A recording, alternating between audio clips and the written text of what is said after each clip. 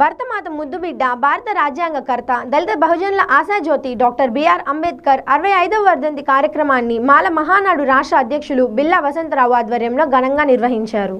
ఒంగోలులోని HCM centre నుండి collectorate వద్ద ఉన్న అంబేద్కర్ విగ్రహం వరకు భారీ ర్యాలీ నిర్వహించారు.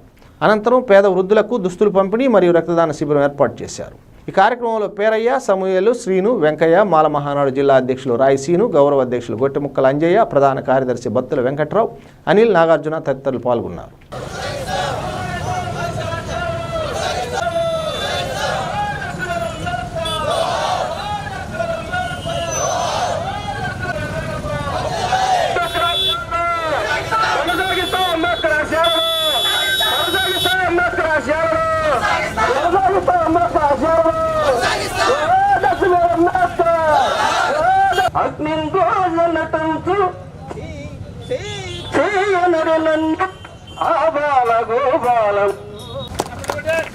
కానీ ఆ సూర్యుని నుంచి ఏం సంప్రదిస్తుంది?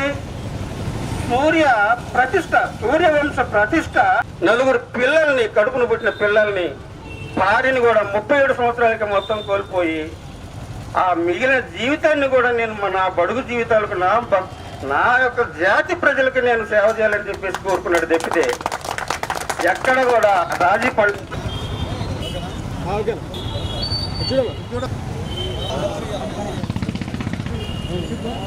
Doctor B R Ambedkar, doctor B R Ambedkar.